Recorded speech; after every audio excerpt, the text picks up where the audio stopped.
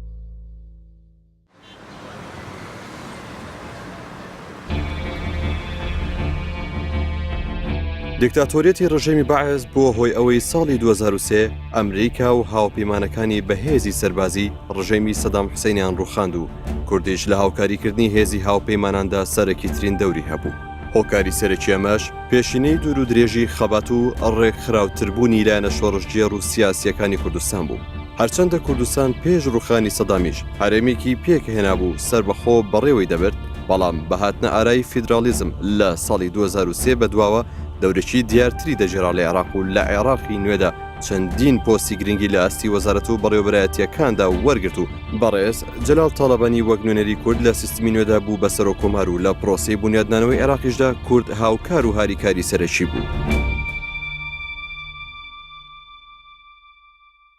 2003 کە شەڕی ئەمریکا سەدامی ڕووخان طبعاً ڕووداوێکی زۆر گرنگ بوو، زۆر مهم بوو، زۆربەی زۆری گەلی عێراق تەیدی کرد،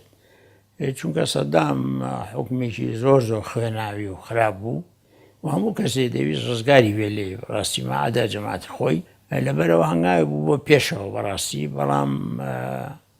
ئەوی پاش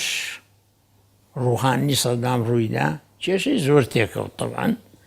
و ئەو وەختە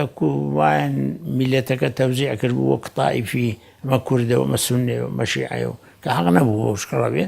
بەهەرحاڵ کێشەی تێکەوت، بەڵام لەو کاتە کورد لە هەموو فاکتۆرەکانی ناو عێراق گرنگتر بوو، منەظەمتر بوو، ڕێکخراوتر بوو و طبعاً توانی ڕۆڵ ببینێ، دەور ببینێ و طبعاً ئەو کاتەش بە تایبەتی شتی هەرە گرنگ لەو کاتا کە ڕوویدا ئەوە بوو کە ئێمە توانیمان بەبوونی کاک مەسعود، بەبوونی مام جەلال کە ئەویش سەرە کۆمار بۆ وەختە لە عێراق و ئێمەش هەموو لێوە بووین لە مەجلی حکم و لە پاش مەجلی حکم لە پەرلەمانوانە بەبوونی قورساییەکی باشی کورد لەوێ بەشداریەکی باش کرا بۆ نووسین دەستوورێکی باش نووسرا لە پێشە قانون ئیداری دەوڵەت بوو، پاشی بوو بە دەستوری دائیمی. لە ناو دەستورەکە مەجموعەیە مافی زۆر باشی بۆ کورتایە و یەکێ لەو دەستکەوتانی ناو ئەو دەستورەشە هەیە ئەوەیە کە هەرێمی کوردستان دەستوری خۆیە بێ، داخەوە تا ئێستا نەمانتوانێ بنووسین. طبعاً ئەوەش دەستکەوتێکی باش بوو، لەبەرەوە بە قەناعەتی من دەستور دەستکەوتێکی باش بوو، ئەگەرچی وەکو پێویستە جێبەجێ نەکراوە تا ئێستا، بەڵام دەستکەوتێ بوو بە نیسبەت کوردەوە پاش ڕووخانی سەدام.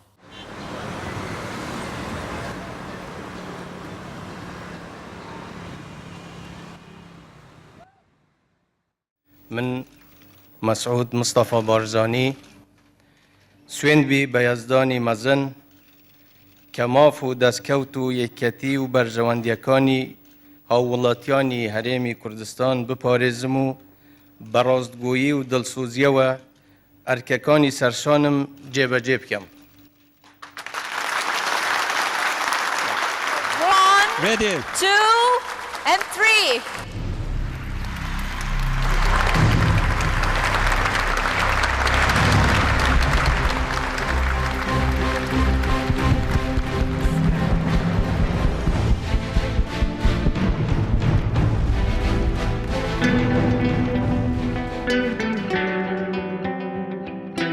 کوردستان دوای ڕوخانی ڕژێمی پێشووی عێراق بۆ ژانەوەیەکی بەرچاوی بەخۆیەوە بینی لە ڕووی ئابووری و کۆمەڵایەتیەوە و توانی ببێتە سەنتەرێکی بازرگانی لە ڕۆژهەڵاتی ناوەڕاست.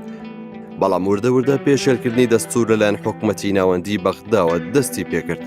وە زۆربەی ئەو خاڵانی کە لە بەرژەوەندی کوردستاندا بوون پشتگوێ خران و مافە دەستوری وڕەواکانی گەلی کورد بە ئاشکرا لەبیرکران. سەرڕای ئەوەش دوای چەندین ساڵ لە نووسینەوەی دەستوری فیدراڵی حکوومەتی ناوەندی بودجەی کوردستان و موچەی فەرمانبەرانی بڕی.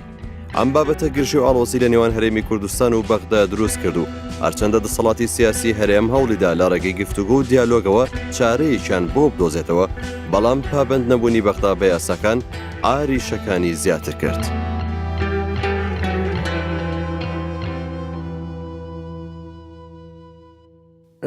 هۆکارەکان تایبەتی سەر دستوری بینە بژینار دستوری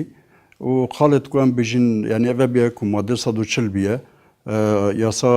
یاسا پترۆلی بیە بۆجا پێشمەرگای کوردستانی بیە دوای بۆجا هەرێما کوردستانی کو کابینا دوی ئەمریکیدا هاتبیە برین هەنی هەندا یعنی خاڵەتیان بژین بە سەبا خاڵەت استراتیژی و یەسەرەکەی بینە و جودابینی ناوبەینا هەرێما کوردستانی و نێرینێت حکوومەتە هەرێمە کوردستانی و حکوومەتە فیدرال. ئامانجێت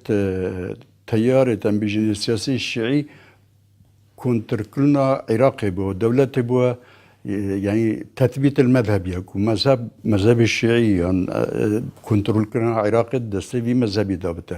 ڕئیس وزەرا و دەستگایەت استراتیژیە سەوەندە حتا وێ چەندێ حتا نوکەژیەنی فعلەن سەرکەفتی بینە دوێوی تێدا لێ فاشل بینە ئاواکردنا دەولەتێکێدا ئەو دەولەتە کو هاتی ئاواکردن پشتی گۆڕینا یعنی ڕژێمە باس دەولەتێکە فاشلە حتا ناهیچ دەولەتێکە فاشلە دەولەتێکە نەشە یعنی بنەمایەت سەرەکیە دەولەتێ ئاوا بکرد و سەر بنەمایەت هەوڵاتی بوونێ لێ دەولەتێکە تایفی دروست کرد دەولەتێکە استقرار سیاسی تێدانینە ئاشتەوایە نیشتمانی تێدانینە هەموو پێکاتەکان ناوبنەوەن یعنی تایبەتی ئەم بژین عەرەبی شیعە و سونە ئەمت بین واقع دومەکە ئەنجامدا داعش هات پترش یعنی نیڤەکە عەردە عێراقیت کەتە بن کۆنترۆل داعشدا بدیتنا من نەخێر یعنی بۆ وەکو مەذهب حتانکە کۆنترۆلا یعنی ئەم بژین جێ سەرەکیت حکوومەتە فیدرالیدا کریە لێ وەکو دەولەتەکە فاشل بووە نەشانە دەولەتەکە دیموقراتی مەدەنی لە عێراقی دەمەزرین. ناکۆچی و کێشە ناوخۆیەکانی ناوبەری خێڵ و عەشیرەت و لایەنە عەرەبەکان و ناکارامەیی و سستی دەسەڵاتی ناوەندی عێراق لە چارەسەرکردنی ئەو ناکۆچیانە بۆ هۆی ئەوەی چەکدەرانی دەوڵەتی ئیسلامی داعش ئەم بابەتیان قۆستەوە و بە کەڵک وەرگرتن لە ناکارامەی حکوومەتی عێراق نێنەوەیان داگیر کرد. ئەم هێرش و داگیرکاریانەش بوونەوەی هاتنی لێشاوی ئاوارەکان بۆ کوردستان و ئەم هەرێمە بوو بە پەناگەیەکی هێمن بۆیان. دواتریش داعش بە پشبەستن بە چەک و جبەخانە کە لە مووسڵ دەستیان کەوتبوو هێرشێکی بەرفراوانیان بەرەو هەرێمی کوردستان دەست پێکرد. بەڵام هێزی پێشمەرگی کوردستان سەرڕای ئەوەی لە ڕووی چەک و چۆڵەوە زۆریش تەیار نەبوو بەرگریەکی بێوێنەی کرد و لە هەموو دنیادا وە گەورەترین هێزی بەرامبەر داعش دانی پیادانرا. دیارە هەرەشەی داعش لەسەر کوردستان داعش بەلایەوە مەبەست بوو کە سەیطرە بکە بەسەر ناوچە کوردستانی دابراوەکانە و هەم بەسەر هەرێمی کوردستانە. بۆیە هەر لە سەرەتای هاتنیانەوە دەستیان کرد بە پەلاماردان و لەو کاتێشدا بەڕاستی داعش بوو بە هێزێکی گەورە جگەلەوە عەرەبی مەنتقەکەش کە لە ئەسڵا تەعریبن لە مەنتقەی کوردستان هاوکار و یارمەتی دەرێکی باشیان بوون و لەگەڵ ئەوانە دەستدایە چەک بۆ پاراستنی مەساڵحی خۆیان و بۆ پاراستی بەرژەوەندەکانی خۆیان و بۆ نێڵانی ئەوەی کە جارێکی تر کورد نەتوانێت بگەڕێتەوە شوێنەکانی خۆی. لەگەڵ ڕوخانی جێشی عێراقی و پۆلیسی فیدرال لەو ناوچانە و هاتنی داعش هێزەکانی پێشمەرگە لە ڕاستیدا لەو ناوچانە نەبوون چونکە جێشی عێراقی لێبوو. پێشتر زۆرمان محاولە کرد کە ئێمە لەگەڵ جێشی عێراقی هاوکار بین یارمەتی دەربین بۆ پاراستنی ئەو ناوچانە بەڵام عێراق قبولی نەکرد. بۆیە لەگەڵ ڕوخانی جێشی عێراقی هێزەکانی پێشمەرگە زۆر بە پەلا و بە بەرنمەیەکی دیاریکرا و چوونە ئەو ناوچانە و خەتێکی دیفاعیان دروست کرد بۆ ڕووبوونەوە لەبەرەوە داعش لە سەرێکەوە وەکو منطقەی کوردستان منطقەیەکی مهم و گرنگ بووە بوو بە جێپەیەکی قایم بۆوان ئەویست بیگرێ و هەروەها لەلایەکی تریشۆ لە منطقە ئابوووریەکەەوە مەسلەی بوونی نەوت و غاز لە منطقەکەەوە لەو شوێنانی کە لەشێر دەسەڵاتی پێشمەرگا بوو داعش هەموو توانایەکی خۆی خستە گەڕ و کەم ڕۆژ هەبوو لەو کاتێک کە بەهێز بوو بەتوانا بوو لە هەر لە سنجار و هەتاکو ئەچێتە جەلەولا و سعدیە لە منطقەی کەرکووک هێرش نەکاتە سەر هێزەکانی پێشمەرگا هێرشی گەورە و هەروە بە هەموو توانا و هەوڵی ئەوەیەدا کە ئەو منطقە نەبگرێتە بەردەست بەڵام لە ڕاستیدا هێزەکانی پێشمەرگا لە حقەتە هەرچەنە خۆی ئامادە نەکردبوو بۆ ئەو شەڕە مستەلزەماتی شەڕەکەی نەبوو بەڵام ئەو بیر و باوەڕە و بڕوابوون بە مەسلەی میلەتەکەی و مەسلەی نیشتیمانەکەی و ئەو ئەرکەی کەوتبوو ئەستۆی بەرامبەر بە خەڵکی کوردستان و پاراستنی ئەمنیەتەکە بە هێزەکانی پێشمەرگە توانیان خەتێکی دیفاعی بەهێزدانیان و بەرگری بکەن و هەر ئەوەش بوو کە ئێمە لەو ناوچوانە زۆرترین ژمارەی شەهید و بریندارمان داوە کە ئێستا حدودی لە بینی 11 بۆ 12,000 ئێمە شەهید و بریندارمان هەیە لەو منطقانە بە خوێنی ئەو شەهیدانە و خۆڕاگری ئەو پیاوەتە کۆشەرانی کە تا ئێسەی لە سەنگەرەکان و بە برینداربوونی ژمارەیەکی زۆر لە بریندارەکان ئێمە توانیمان ئاسایشی هەم ناوچە کوردستان ڕابراوەکان و هەم ناوچە هەرێمی کوردستان بپارێزین و دووری خێنەوە لەو هەڕەشەوە گەر هێزی پێشمەرگە نەبووایە ئێستا هەم ناوچە کوردستانە دابراوەکان و هەم هەرێمی کوردستانیش وەکو شوێنەکانی تری عێراق بوون کە چۆل بەرەو کاولکاری ئەڕوا و چۆن خەڵکەکەی هەموو ئاوارە و دەربەدەر بوون. سربەخۆی و مافی چارەی خۆنووسین ئەگەرچی ئاوات و ئامانجی هەموو تاشێکی کورد بووە کەچی لە درێژەی شۆڕشەکانیشدا لەبەر هەلو مەرجی هەرێمی و نێودەوڵەتیەکان و لەبەر نەبوونی دۆخەکە کەمتر باسی لێوە کراوە بەڵام لەم دواییانەدا سەرکردایەتی سیاسی کورد بەدەیان هۆکاری ئاشکرا و لەبەر پابەند نەبوونی حکوومەتی ناوەندی بەغدا بە دەستوری فیدراڵی و دوای بێئاکەمبوونی هەوڵێکی زۆر بۆ چارەسەرکردنی کێشەکان لە ڕێگەی دیالۆگ و وتوێژەوە بڕیاری ئەنجامدانی گشتپرسی بۆ سربەخۆییدا و دەیەوێ ئامانجی لە مێژنەی گەل بێنێتە دی و بە پشتبەستن بەویستینێتەوە ڕێگەی بەرەو سربەخۆیی بگرێتە بەر. و دەوانێ دەکەم ڕۆژی 25 ئەیلول هەموو بێنە سەر سندوق و ڕێی خۆیان بدەن و چارەنووسی خۆیان دیارکەن. سربەخۆی مافێکی سروشتی هەموو نەتەوەیەکە مافێکە خوا بە هەموو نەتەوەیەکی داوە و لە چارتەری نەتەوەیە گرتوەکانیشدا باز دەکا کە یەکێک لە بنەماکانی دروستبوونی نەتەوەیە گرتوەکان لەسەر ڕێزگرتنە لە یەکسانی و لە مافی چارەنووس بۆ هەموو نەتەوەیەک لەبەرەوە پێمان وایە نەتەوەی کوردیش وەکو هەموو نەتەوەیەکی تر مافێکی سروشتی خۆیەتی کە سەربەخۆ بێت. پێم وایە تاکو نەتەوەی کورد چ وەکو نەتەوە چ وەکو تاک ئەگەر ژێر دەست بمێنێ هەست بەو یەکسانیە ناکە هەست ناکە کە وەکو گەلانی تر وەکو تاکەکانی تری ئەم دنیاە یەکسانە مافێکی خوراوە و ئەو مافە تاکو دەوڵەتی سەربەخۆی نەبێ نایەتێتی پێمان وایە دروستبوونی تاکی کورد و نەتەوەی کورد لەوەدا تەکمیل دەبێت کە وڵاتێکی سەربەخۆیان هەبێ وەکو هەموو نەتەوەیەکی تر یەکسان بێت داوا ناکە لە هیچ نەتەوەیەکی تر زیاتری هەبێت بەڵام حەقیش نییە لە هیچ نەتەوەیەکی تر کەمتر بێت بەدەخەوە تاکو ئێستا ئەم مافە نە بە کورد درراوە نە کوردیش وەکو پێویست داکۆکی لەسەرەوە کردووە کە ئەبێ یەکسان بێ لەگەڵ هەموو گەل و نەتەوەکانی تر ئێستا کاتیەوە هاتووە کە پێمان وایە ئەبێ ئەم مافە بێتە دی و کوردیش چوەکو تاک چوەکو نەتەوە لەگەڵ هەموو گەڵانی دنیا یەکسان بێت. سەرکردایەتی کورد و ئەندازیارانی ڕێفراندۆم و سربەخۆیی بە بڕوا بەوەی کە گەل و نەتەوەکان دەبێ سەروەریان هەبێت و خۆیان خاوەنی بڕیاری سیاسی، ئابووری، یاسایی، کۆمەڵایەتی، ئاینی و کللتوری خۆیان بن، هەروەها بە پشتبەستن بە یاسا و ڕێسانی و دەوڵەتەکان کە جەخت لەسەر مافی گەلان بۆ سربەخۆیی دەکەنەوە بڕیاری ئەنجامدانی گشتپرسیان داوە. بەڵام حکوومەتی عێراق و هەندێک لە وڵاتانی دەوروبەر بە بیانووی نایاسایی بوونی بابەتی ڕێفراندۆم و نەگونجانی لەگەڵ دەستوری عێراق دژایەتی دەکەن و بە شێوازی جۆر بە جۆر هەوڵی خەوشاندنی دەدەن.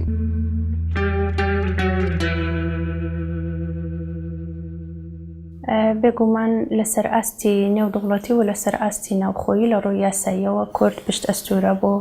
ڕاگەیاندنی دەوڵەتی سەربەخۆ. لەسەر ئاستی نێودوڵەتی یاسای گشتی نێودوڵەتی پێمان دەڵێ کە مافی دانان بە چارەنووسی میلەتان بووە بە مافێک یان بووە بە قاعیدەیەکی ئامیرە کە هیچ دەوڵەتێک ناتوانێت سەرپێچی بکاتن لەبەرەوەی بەشێکە لە نظامی عامی دەولی و هەر دەوڵەتێک سەرپێچی بکاتن خۆی ڕوبەڕووی بەرپرسیارەتی نێودەوڵەتی دەکاتەوە. ئەو بەپێی مادەی 53 لە ئیتیفاقیە بێنە کە ئیتیفاقیەکە بۆ ڕێخستنی هەموو قەواعیدە دەولیەکان. لەسەر ئاستی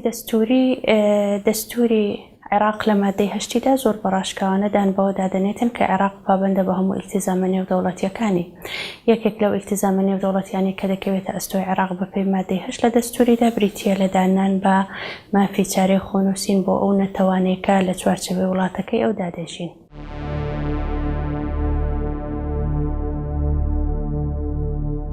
ئەنجامدانی گشتپرسی لەم خۆناغەدا خاوەنی تایبەتمەندی جیاوازە و بێگومان ئەم بڕیارە بە خوێندنەوەی فاکتەرە ناوخۆی و دەرەچەکان دراوە و پەیوەندیە نێودوڵەتەکانی هەرێم لە ئاستێکدایە کە کاتوساتی ڕێفراندۆمەکە گونجاوتر و لەبارتر دەکات لە چاو سەردەمەکانی دیکە. سەرۆکی هەرێمی کوردستان دوای بڕیاری ئەنجامدانی گشتپرسی لەگەڵ وەفدێک سەردانی وڵاتانی ئەوروپای کرد و لە ڕوانگەی چاودێرانی سیاسیەوە ئەمە سەفەرێکی سەرکەوتوو بوو. ئاکامی سەفەرەکەشی دەری خست کە هیچ کام لەو وڵاتانە لەگەڵ ئەنجامدانی ڕێفراندۆم نەیار نین. جگە لەمەش سەرکردایەتی کورد بە بڕوابەوەی کە جگە لە پشتگیری نێودوڵەتی ویست و داخوازی گەل گرنگترین فاکتەرە بۆ سەربەخۆیی سوورە لەسەر ئەنجامدانی ڕێفراندۆم بۆ سەربەخۆیی. ئەگەر سەرکەوت خۆم سەرکەوتنە بوو هەمومانە بوو هەموو خەڵکی کوردستانە و پیرۆز بیتن و ئینشاءڵڵا خەیری تێدا. خۆ نەخواست ئەگەر شکستیش بوو خەتاکی هەمووی من بی من ئامادەم باجەکەی بدەم.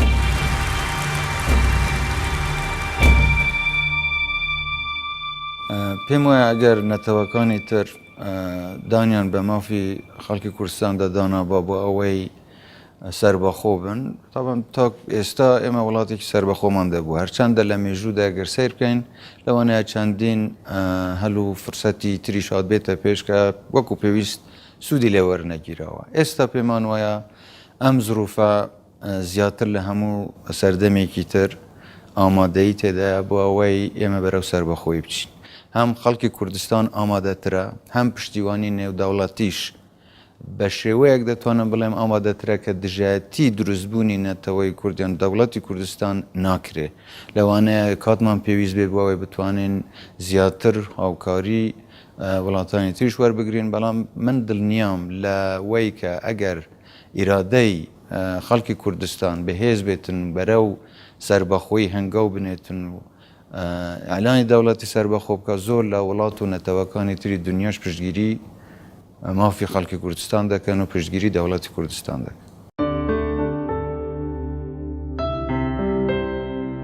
لەسەر بابەتی ڕێفراندۆم سەرۆکی هەرێمی کوردستان دەڵێ ئەو هەنگاوە مافێکی سروشتی و ڕەوای خەڵکی کوردستان و ناکۆک نییە لەگەڵ هیچ بنەمایەکی ئاسمانی و ئینسانی. جێبەجەکردنی ئەو مافە بە هیچ شێوەیەک بە مانای دژایەتیکردنی هیچ پێکاتێکی نەتەوەیی و ئاینی گەلی عێراقی نییە، بەڵکو ئەوە دانانی بنەمایەکی پتەوە بۆ ڕێگەگرتن لە تێکدانی پەیوەندی مێژووی نێوان گەلی کوردستان و گەلی عێراق.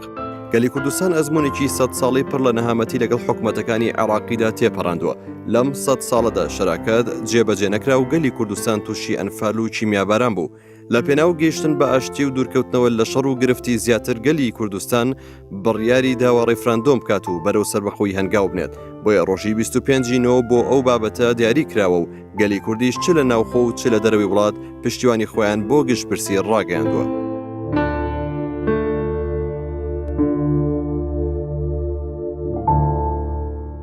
خۆی کورد ماوەی 100 ساڵە بەیەکەوە ژیاوە لەگەر میلەتەکانی دەوروپشت و دەشتوانی 100 ساڵی تریش بژی بۆنەوە. بەڵام ڕابردوو نمونەیەکی گەشت نەبووە بۆ ژیانێکی یان پێکەوە ژیانێکی ئاسوودە و پڕ لە هێمنی و سەرفرازی و پێچی زۆر تاریک و پڕهەڕەشەی بەخۆیەوە بینیوە. بۆیە ئەگەر ئێمە باسی پێکەوە ژیانی ئایندە بکەین دەبێ بە شێوازێکی تر بێ لەسەر بنەمای یەکسانی و هاوکاری و لەسەر بنەمای هاوڵاتی بوونێکی پڕ لە سەروەری بێ. بەڵام حتمەنەوە کارێکی ئاسان نابێ. نمونونەکانی لە بەردەستمانن ئێستاش سیر دەکەی دیموکراسیەت باڵی بەو منطقەی هەڵنەچنیوە حکمی دروست و سیادەتی قانون یان ئاشتی و گەشەپێدانی ئابووری و گەشەپێدانی ژیان و بژێوی خەڵک نەبۆتە ئەولەویەت. جا ئیتر دەکرێ بڵێنکەوە ئەگەر مەجبور بین حتمما بەیەکەوە ژیان بەردەوام دەبێ. کورد ئەوەی کە لە ڕابردوو تووشی بوو مەترسی لە ناوچوونی بوو،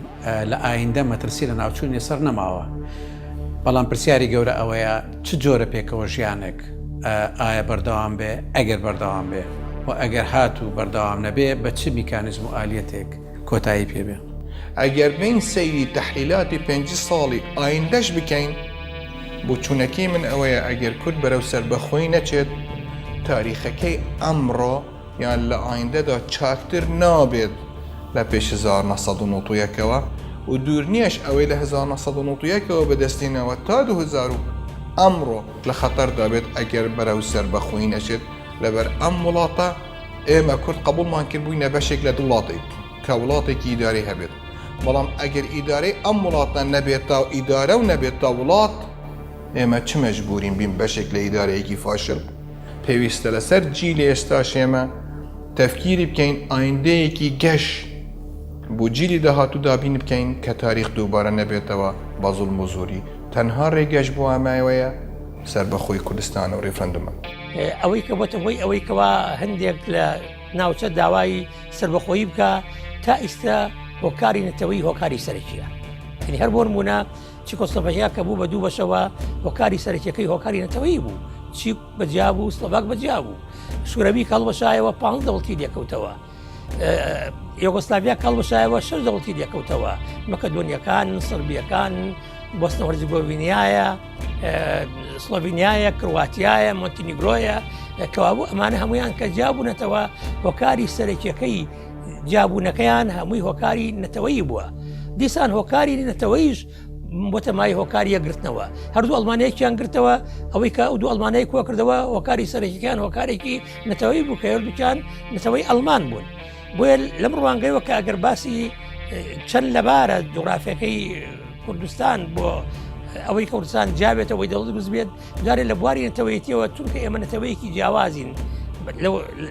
لە نەتەوەی سەرەکی کە لە عێراقدا هەیە لە ڕاستیدا، لەبەر ئەوە لە ڕاستیە ئەمە